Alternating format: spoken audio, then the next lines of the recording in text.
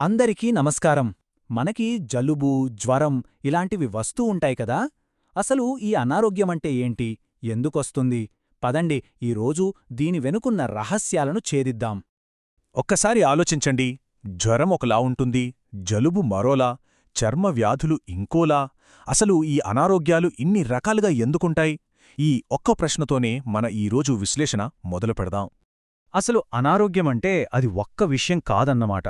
మన కంటికి కనపడని కొన్ని కోట్ల సూక్ష్మ శత్రువులతో మన శరీరం చేసే యుద్ధమే ఇది.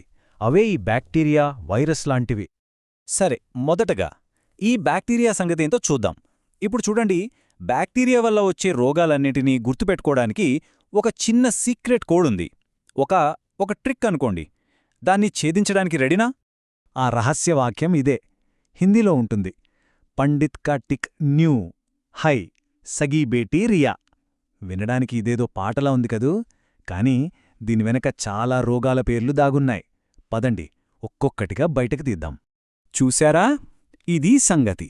పా అంటే ప్లేగు, డి అంటే డిఫ్తీరియా, తా అంటే టీబీ. ఇలా ఒక్కో అక్షరానికి ఒక్కో రోగం. టీతో అయితే టెటనస్, టైఫాయిడ్ 2. చివరిగా న్యూతో న్యూమోనియా. అద్భుతం కదా! చూడ్డానికి ఏదో వాక్యంగా ఉన్నా ఎంత సులభంగా ఇన్ని పేర్లను గుర్తుపెట్టుకోవచ్చో చూడండి. ఇందులో టీబీ గురించి ప్రత్యేకంగా చెప్పుకోవాలి. క్షయవ్యాధి అంటారు కదా, అది.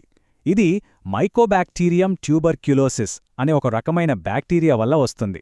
ఇది ఎక్కువగా మన ఊపిరితిత్తుల మీద దాడి చేస్తుంది.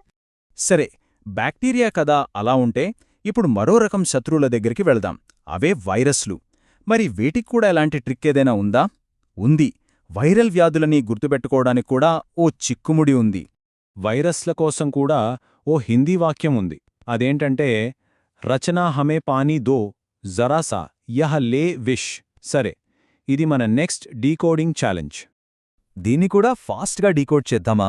రా అంటే రేబీస్, చా chicken pox, H for hepatitis, M for measles, ఈ ఫర్ ఇబోలా.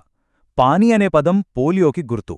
ఇక డా అంటే డెంగ్యూ, ఏ అంటే ఎయిడ్స్, చివరిగా సాతో swine flu, small pox.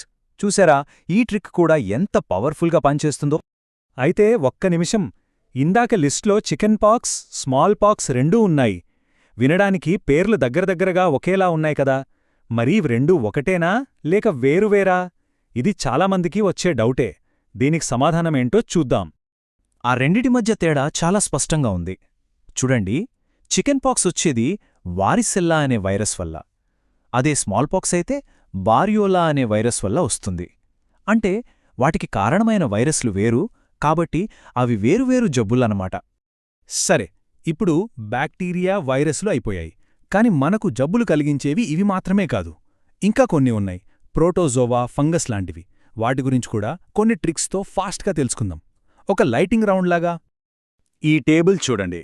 First protozoa. దీనివల్ల వచ్చే రోగాల కోసం ట్రిక్ పాపా కాంపే సోతే హే. ఈ ఒక్క వాక్యంతో మలేరియా, స్లీపింగ్ సిక్నెస్ లాంటివి గుర్తుంచుకోవచ్చు. తర్వాత ఫంగస్. దీని ట్రిక్ ఏంటంటే కాలా గంజా దామాద్ ఖాయే ఫ్రూట్. దీనితో తామర, అథ్లెట్స్ ఫుట్, ఈ మధ్య మనం బాగా విన్న బ్లాక్ ఫంగస్ ఇలాంటివి గుర్తుపెట్టుకోవచ్చు. ఇక్కడ ఈ నంబర్ 2025 చాలా ముఖ్యం.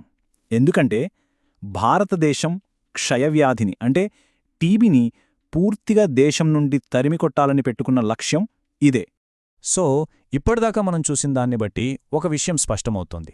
ఏదైనా జబ్బుతో పోరాడాలంటే ముందు మన శత్రువెవరో తెలియాలి. అది బ్యాక్టీరియానా, వైరసా, ఫంగసా అని కరెక్ట్గా తెలుసుకోవడమే సరైన ట్రీట్మెంట్కి మొదటి అడుగు. మరి ఈ విషయం తెలిసాక మన ముందు ఒక పెద్ద ప్రశ్న ఉంది.